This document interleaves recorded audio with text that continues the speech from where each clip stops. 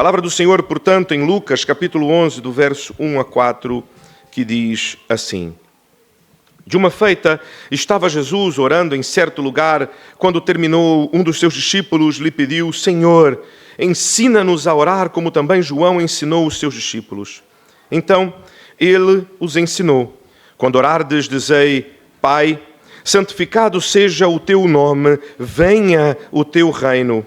O pão nosso cotidiano dá-nos de dia em dia.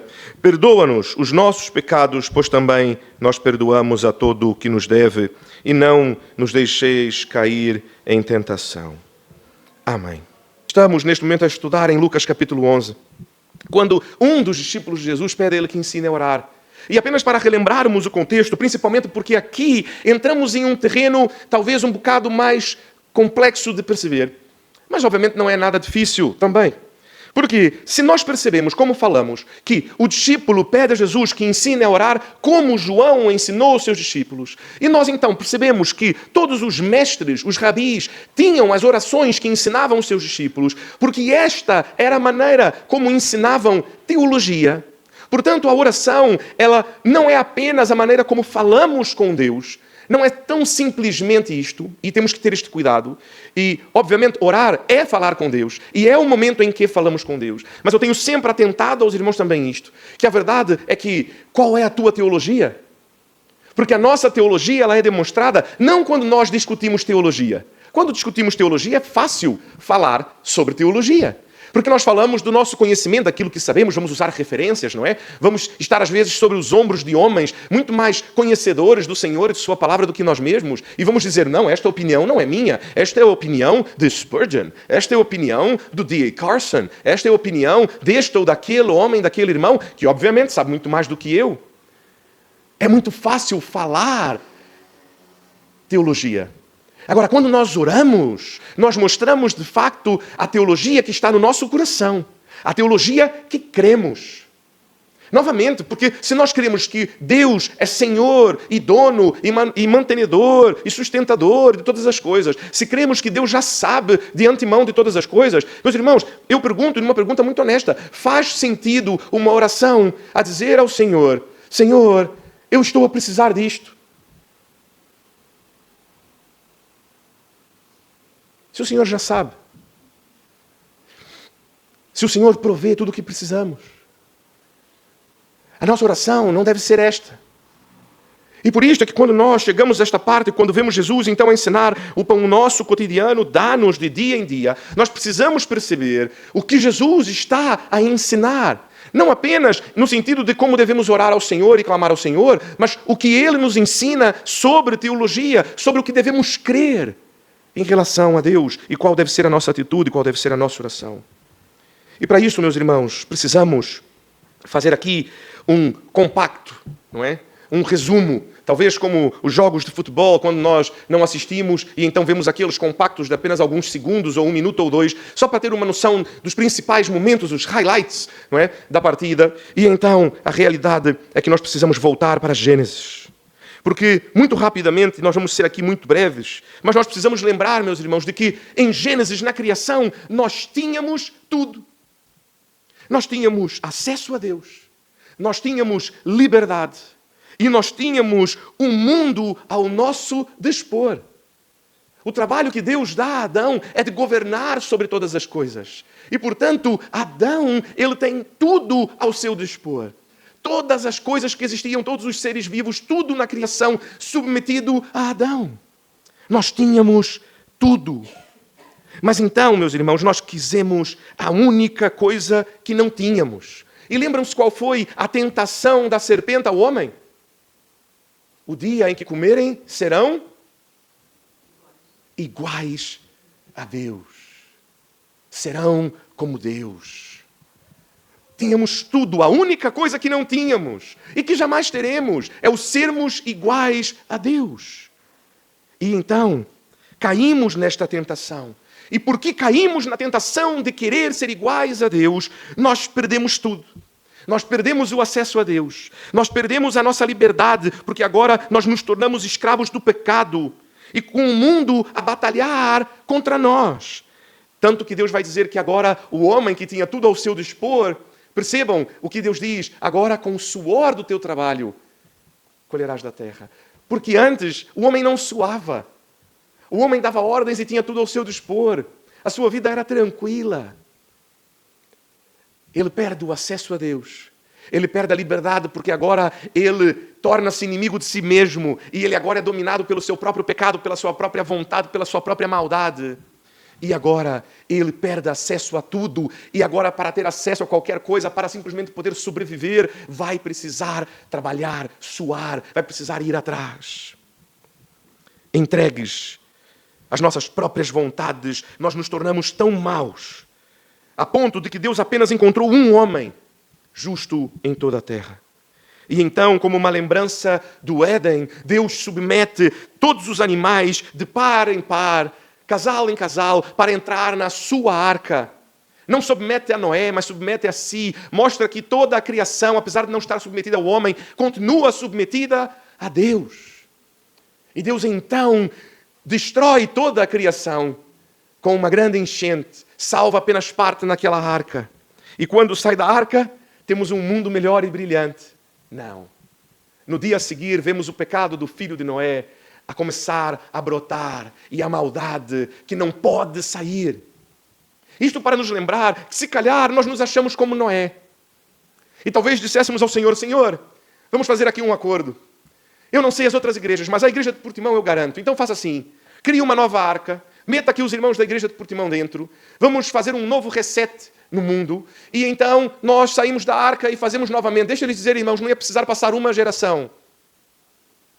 E começaríamos a brigar rapidamente por quem ia ficar com aquela terra, ou com aquela, ou com aquele vale, ou com aquele monte. Esta oliveira é minha, não, fui eu que a plantei, não, esta daqui. Não precisaria de muito. Não precisaria muito tempo. Pelo mal que há em nosso coração. Homens a lutarem contra homens por mais posses, por mais poder. Homens a submeterem homens, a subjugarem homens, a escravizarem homens, a matarem homens. Irmãos a venderem irmãos como escravos, como os irmãos de José o fizeram para o Egito. E quando Deus é fiel e coloca José numa posição que cai na graça, e que se torna o administrador, o homem forte de Faraó, a ponto de Faraó se alegrar em trazer o seu povo, ainda assim, não precisou de muito tempo para que este povo, que era inicialmente um visitante, Faraó começasse a dizer como se nós provavelmente diríamos, não é? Ô Roberto, vieste aqui passar um tempo na minha casa, mas já está a durar, não é? Se calhar podia ajudar a lavar uma casa de banho, não é? Podia ajudar aqui a cortar a relva, não é? Podias ajudar aqui a lavar uma roupa, uma louça. Percebem o paralelo que eu digo? Que não é Faraó e não é a maldade do coração dele, somos nós. Nós, se calhar, poderíamos aqui conversar e talvez algum irmão abrir o coração para o pastor e dizer: pastor, eu recebi aqui uns parentes e eles estão já ali, pronto, inicialmente ia ser apenas uma semana de férias, decidiram esticar sem dizer nada, sem perguntar nada, e de repente esta uma semana já viraram 2. E eles, pronto, vão lá, metem a mão, abrem o frigorífico, comem o que querem, não ajudam, não vão fazer compras, metem lá roupa no cesto, roupa suja, não ajudam a lavar, ainda perguntam: então, minha roupa não está lavada? Ei, pastor, o que é que eu faço? E então a verdade é que nós vemos então passarem de hóspedes desejados a escravos e aclamarem ao Senhor: Senhor, será que o Senhor esqueceu-se de nós? O Senhor que havia nos abençoado a colocar José nesta posição, a sermos recebidos como hóspedes nesta terra estranha. Agora nós somos escravos, submetidos a este povo. Será que o Senhor esqueceu-se de nós? Mas Deus é Deus de perto, é Deus que livra, é Deus que liberta, é Deus que provê. E eis que o povo vê o poder de Deus que os liberta. E Deus que se mostra perto. E então, nós vemos Êxodo, capítulo 16, do verso 1 a 3, que diz então: partiram de Elim, e toda a congregação dos filhos de Israel veio para o deserto de Sim, que está entre Elim e Sinai. Os 15 dias do 2º mês, depois que saíram da terra do Egito, toda a congregação dos filhos de Israel murmurou contra Moisés e Arão no deserto, dizendo-lhes os filhos de Israel: quem nos dera tivéssemos morrido pela mão do Senhor na terra do Egito, quando estávamos sentados junto às panelas de carne e comíamos pão a fartar, pois nos trouxestes a este deserto para matardes de fome toda esta multidão. O Senhor livra o povo se alegra no Senhor, atravessa um mar vermelho a seco, o exército de Faraó é todo submerso, eles têm a vitória. E passado mês e meio, porque diz que aos 15 dias do segundo mês, portanto, 45 dias depois, 40 dias depois aproximadamente, porque o mês judaico não tem 30 dias, em torno de 30 e poucos dias depois, o povo vira-se então para o Senhor e diz: olha, afinal, estávamos melhor no Egito. Ah, Senhor, livra-nos. Livra-nos, Senhor. Liberta-nos, Senhor. Então o Senhor liberta. Ah, Senhor, estávamos melhor no Egito. Ao menos estávamos sentados ao pé das panelas de carne. Comíamos pão que fartava. E agora nos trouxeste para o deserto para morrer. Para morrer de fome. Rapidamente esquecemos que Deus é Deus soberano e que provê sobre todas as coisas. Meus irmãos, não se deixem enganar. O homem que tudo tem quer ser Deus. O homem cresce como Deus. Ele acha que já não precisa de Deus. E o homem que nada tem murmura contra Deus e diz: talvez nunca devesse ter confiado nele. Porque ele esquece de nós. Estávamos melhores quando ainda éramos escravos. Escravos do Egito. Escravos dos nossos sonhos. Escravos das nossas vontades. Escravos dos nossos trabalhos. Escravos das nossas famílias. Escravos dos nossos passatempos, hobbies. Estávamos melhor do que a servir ao Senhor. Porque eu tenho feito tudo pelo Senhor. E o Senhor parece que esqueceu-se de mim. Melhor era quando eu estava como escravo e ao menos estava sentado ao pé das panelas de carne e comia pão que fartava. Números, capítulo 11, vai nos mostrar mais uma vez que o povo queixou-se da sua sorte aos ouvidos do Senhor. Ouvindo o Senhor, acendeu-se-lhe a ira, e fogo do Senhor ardeu entre eles e consumiu a extremidade do arraial. Porque o povo começou a reclamar, porque nós sabemos que naquela ocasião, o que aconteceu, que acabamos de ler, Deus deu então ao povo o maná. E agora o povo podia ter, dia a dia, cotidianamente, o pão. O pão que caía do céu. Que novamente, como uma lembrança do Éden, não era nada que eles fizessem. Eles não faziam nada. Apesar da promessa do Senhor de que eles agora deveriam, pelo suor do seu trabalho, ter o fruto da terra, Deus os alimentava gratuitamente, sem suor. Eles apenas precisavam pela manhã sair para colher aquilo que era a sua comida para o dia. E no sábado, antes do sábado ainda começar, eles deveriam então colher dobrado, para que no sábado não precisassem colher, não precisassem trabalhar, pudessem descansar apenas. Percebem? Deus começa a alimentar o seu povo. E mesmo depois de Deus alimentar o povo, nós vamos ver aqui em Números capítulo 11, que o povo então começa a reclamar. No começo é: Deus, que coisa é esta que nós não conhecíamos? Esta coisa chamada maná, que tem um sabor maravilhoso.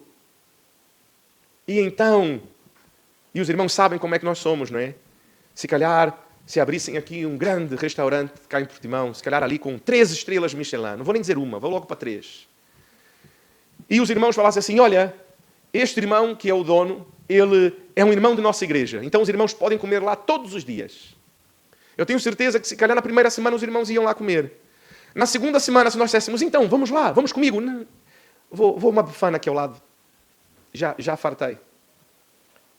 Porque não interessa o quão bom seja, nós nos fartamos pela própria maldade do nosso coração. Recebíamos o maná do céu, o pão do Senhor. E ainda assim, o povo começa a murmurar contra o Senhor. Porque diz: comemos pão, comemos maná, mas falta a carninha. E a nossa carninha? E o peixinho, e as codornizes, e faltam-nos coisas, não é?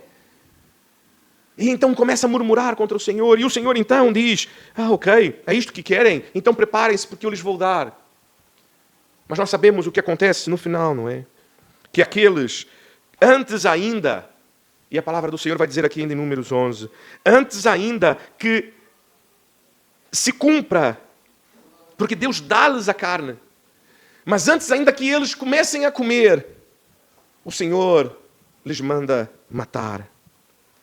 Porque a verdade é que mostram que o seu coração não está no Senhor. O seu coração está em seu intestino, está em suas vísceras. Meus irmãos, nós falamos sobre aquele que tem tudo. Nós falamos aqui sobre aquele que nada tem. Mas a verdade é que isto nós percebemos é que mesmo aquele que recebe de Deus, ele murmura se o seu coração não está em Deus. Meus irmãos, um dos maiores sociólogos de todos os tempos, ao escrever a sua obra, A Ética Protestante, o Espírito do Capitalismo, o que ele conclui, o que fica claro desde o início, como fruto da Reforma Protestante, é que o crente, ele tem uma ética de trabalho completamente diferente dos outros. Porque como reconhece que tudo o que tem vem do Senhor, não trabalhamos para ter. Não trabalhamos pelo resultado, não trabalhamos pelo fim. Não trabalhamos para ganhar dinheiro. Não trabalhamos para enriquecer. Antes seguimos o conselho de Paulo em 1 Coríntios 10, 31, que diz: portanto, quer comais, quer bebais, quer façais qualquer outra coisa, fazei tudo para a glória de Deus. Portanto, quando trabalhamos, quando nos esforçamos, o devemos fazer para a glória de Deus.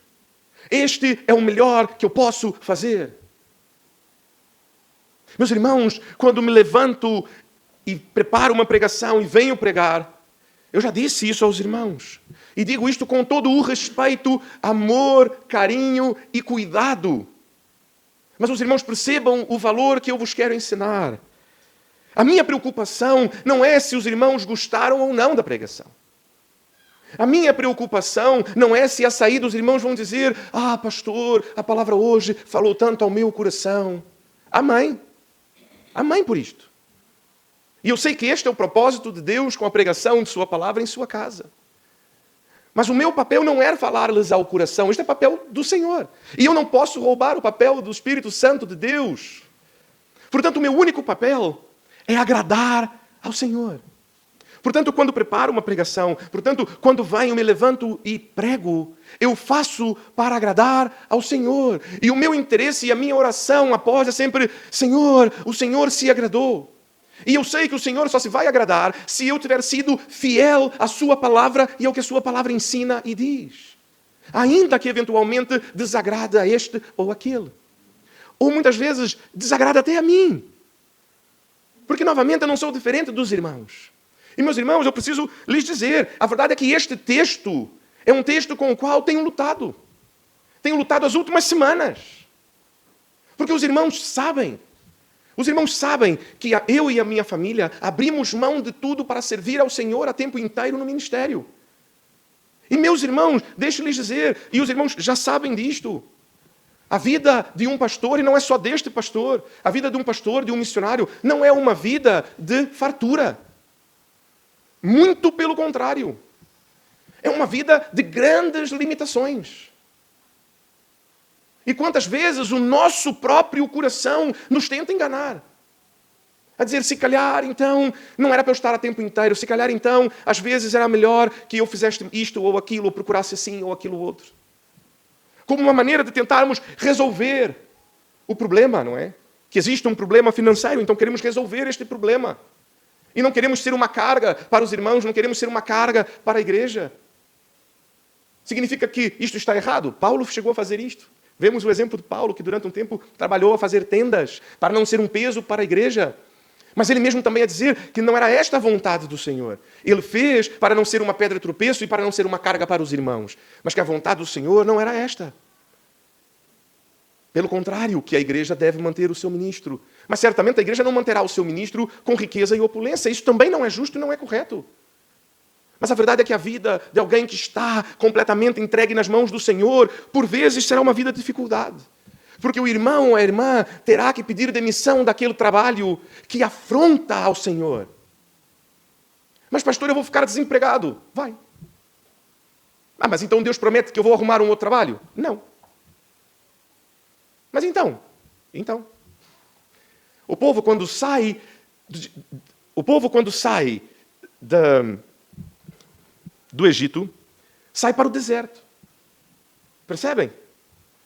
O povo não sai do Egito diretamente ali para chegar em uma terra onde planta, onde colhe, onde produz. O povo sai para o deserto, onde precisa confiar estritamente no Senhor. E talvez o tempo que estejas a viver hoje seja este tempo. Um tempo de deserto. Um tempo onde precisas confiar no Senhor. E continuar a confiar. A palavra de Deus vai dizer que o povo, no primeiro dia, depois que Moisés dá a ordem, o que o povo faz? Moisés dá a ordem, olha, apanhem o suficiente para o dia, não guardem para o dia a seguir. E o povo faz o quê? Guarda para o dia a seguir. Porque o povo é muito obediente.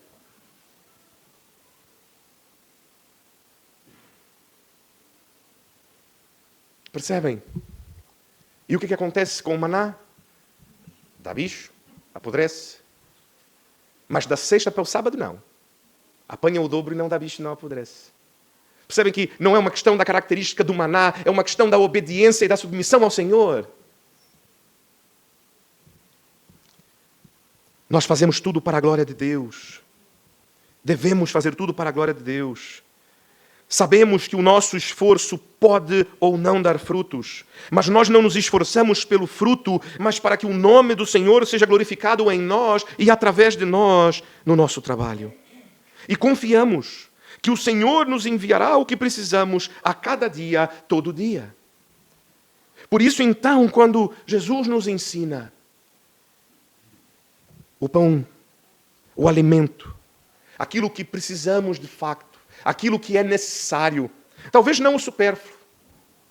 Talvez não tenhamos tudo o que desejamos. Mas certamente, Senhor, aquilo que precisamos. O pão nosso, não meu. Percebem que Jesus não ensina a orar? O pão meu, dá-me hoje. Não. O pão nosso. A bênção de Deus está sobre a comunidade dos justos. O pão nosso cotidiano. Portanto, o que é suficiente para hoje. Para que, tendo para amanhã, amanhã não esqueçamos do Senhor. Senhor, não me dê pão para hoje, para amanhã. Porque se o Senhor me der pão para hoje, para amanhã, é possível que amanhã, ao comer o pão, eu já tenha esquecido que foi o Senhor quem me deu. Portanto, o Senhor dá-me o pão cotidiano. Eu recebo hoje, eu como hoje, eu agradeço hoje e eu durmo em paz, porque eu sei quem me guarda e eu sei que amanhã a sua provisão continuará sobre mim. O pão nosso cotidiano dá-nos, novamente. A provisão vem sobre a comunidade dos justos, sobre o povo de Deus, de forma que ninguém ache falta de nada. Assim, tudo que nos foi confiado pertence ao Senhor e é para a bênção do povo de Deus. Não apenas para o privado, mas para o coletivo. Pois afinal, como Paulo vai dizer, agora nós somos parte do mesmo corpo, nós somos parte da mesma família. E que irmão que verá o seu irmão com fome ou sede, ou sem ter onde dormir, e não partilhará com ele as bênçãos vindas do Senhor? E ele termina, dia a dia, a cada dia. Que o seu nome seja exaltado por meio da confiança que o Senhor nos faz ter em Ti, Senhor. Dia a dia. Senhor, visita-nos dia a dia. Relembre-nos dia a dia da Tua provisão. Confiamos então que o Senhor, detentor de todas as coisas, é aquele que prove dia a dia para que nada nos falte. Por isso começamos esta manhã com a leitura de 1 Crônicas 29, de 10 a 14, quando Davi reconhece exatamente isto. E ele vai dizer, pelo que Davi louvou ao Senhor, perante a congregação toda, e disse: Bendito és tu, Senhor Deus de Israel, nosso Pai, de eternidade em eternidade. Teu, Senhor, é o poder, a grandeza, a honra, a vitória e a majestade, porque teu é tudo quanto há nos céus e na terra. Teu, Senhor, é o reino, e tu te exaltaste por chefe sobre todos. Riquezas e glória vêm de ti. Tu dominas sobre tudo, e na tua mão há força e poder. Contigo está o engrandecer e a tudo dar força. Agora, pois, Ó nosso Deus, graças te damos e louvamos o teu glorioso nome, porque quem sou eu e quem é o meu povo para que pudéssemos dar voluntariamente estas coisas? Porque tudo vem de ti e das tuas mãos te damos. Nós não temos nada. E eu vejo um sorriso, meus irmãos, e Deus é muito bom com o vosso pastor. Porque eu vejo às vezes um sorriso nos irmãos quando eu digo-lhes uma coisa. Às vezes eu ofereço boleia, não é? Eu e a Andressa às vezes oferecemos, falamos aos irmãos que precisam de alguma boleia, e nós dizemos, precisa de boleia. E às vezes eu vejo que os irmãos ficam até constrangidos. Não precisa, vai incomodar, vai ter que dar a volta. E a minha resposta sempre é a mesma. Eu sempre digo aos irmãos, esta viatura não é minha. Esta viatura é do Senhor. E a vantagem de um carro é que eu conduzo sentado, portanto não me canso. Portanto não é trabalho nenhum, não é? A viatura não é minha, eu não me canso, portanto não faço mais do que a minha obrigação para com o irmão, para com a minha irmã, de dar uma boleia. E Deus tem sido bom comigo, porque desde o meu primeiro carro, desde a minha primeira viatura, nunca foi minha. A primeira viatura o meu pai deu-me. E portanto eu dizia aos meus amigos, olha, não é minha, é do meu pai, ele emprestou-me, e eu como posso ser alguém que está a ser beneficiado gratuitamente, não posso também abençoar gratuitamente aqueles que são meus amigos e que estão ao pé de mim. E hoje, a minha viatura também não é minha, é do banco, como os irmãos bem devem imaginar. Mas, meus irmãos, Jesus, quando fala do pão, não é este pão que ele está a falar. Porque isto passa. E nós sabemos que hoje temos fome, amanhã não temos fome, mas a verdade é que a fome é de alguém que está vivo, e a verdade é que por mais que a expectativa de vida nossa seja muito prolongada, possamos viver talvez 90 e alguma coisa anos, é isto que nos resta. Mas e depois? Será que é deste pão que Jesus está a falar? Porque em João capítulo 6, verso 25 a 27, e nós já caminhamos assim para o final, Jesus vai dizer, e tendo-o encontrado no outro lado do mar, lhe perguntaram, mestre, quando chegaste aqui? E respondeu-lhe Jesus, em verdade vos digo, vós me procurais, não porque vistes sinais, mas porque comestes os pães e vos fartastes. Trabalhai não pela comida que perece, mas pela que subsiste para a vida eterna, a qual o Filho do Homem vos dará, porque Deus, o Pai, o confirmou como seu selo. Não trabalhem pelo pão que perece. Quando compram um pão, pode ser que não seja como um maná e que no dia a seguir já não preste mais. Mas todos nós sabemos que é uma questão de dias, não é? Se vamos ali e compramos qualquer que seja o pão ao mercado, passados alguns dias, se nós esquecemos, vamos lá ter e vemos, se calhar já deu bolor. Se calhar já estragou-se, ou já está duro, já não é possível comer. Estraga-se, perece, passa. Não trabalhem por este pão. E a verdade é que muitas pessoas vêm a Jesus por este pão. E, meus irmãos, e como existem homens a beneficiarem-se disto? A dizerem e a prometerem o que a palavra de Deus não promete. Venha para Jesus e terás agora uma vida tranquila. Venhas para Jesus e não terás mais problemas financeiros e nada mais lhe terá falta. Venha comer dos pães que Jesus tem para dar. E há muitos que vêm a Jesus pelo pão, porque se fartam de comer pão. E lembram-se, e Jesus aqui com certeza faz referência a tudo que acabamos de ler lá do Êxodo e de Números. Porque o povo, quando reclama, diz, melhor era quando estávamos no Egito, porque estávamos ao pé das panelas de carne e comíamos pão que fartava. Pessoas que continuam hoje a vir a Jesus porque esperam ser fartadas de pão. Hoje nós vamos comer a ceia do Senhor. Se os irmãos têm a expectativa de fartarem de pão, vão receber cada um quadradinho bem pequenininho. Não vai ser isto que lhes vai fartar. Trabalhem não pelo pão que perece, não pela vossa comida que perece, mas pela que subsiste para a vida eterna. Porque Jesus, Ele é o pão de Deus que desce dos céus. E Ele vai dizer isto ainda no capítulo 6. Replicou-lhe Jesus, em verdade eu vos digo, não foi Moisés quem vos deu o pão do céu. O verdadeiro pão do céu é meu Pai quem vos dá. Porque o pão de Deus é o que desce do céu e dá vida ao mundo. Então lhe disseram, Senhor, dá-nos sempre deste pão. Declarou-lhes, pois, Jesus, eu sou o pão da vida.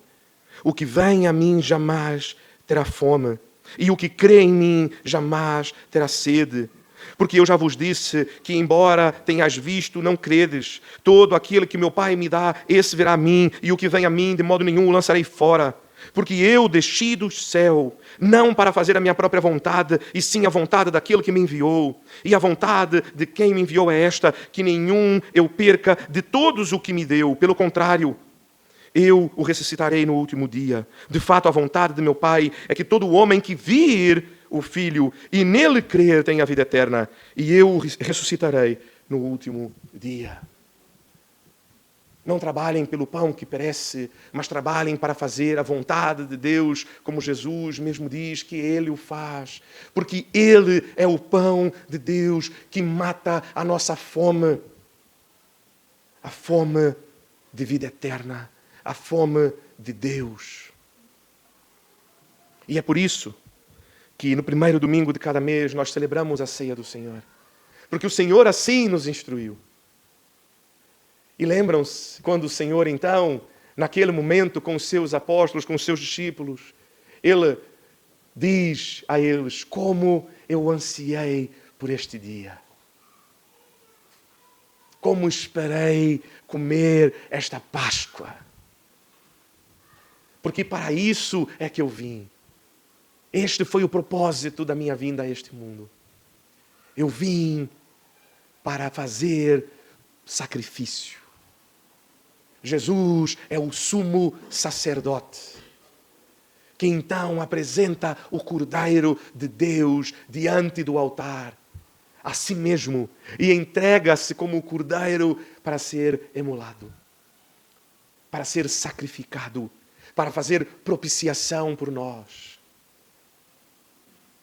O Deus que poupou o primogênito de Abraão, não poupou o seu próprio primogênito, para que por meio do derramar do seu sangue e do partir do seu corpo, nós pudéssemos ter paz.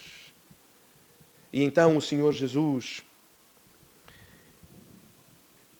Ele quando celebrou a última Páscoa, Ele tomou o pão e Ele tomou o vinho e Ele partiu entre os seus discípulos. E assim o faremos esta manhã. Partilharemos então o pão e o vinho e comeremos juntos para relembrarmos do que Jesus fez por nós e relembrarmos que nós podemos ter necessidades em nossos dias. Nós podemos ter fome e podemos ter sede, mas Ele é o pão da vida que sacia toda a fome. Ele é o sangue que nos purifica de nossas impurezas e do nosso pecado e que faz nova aliança com Deus.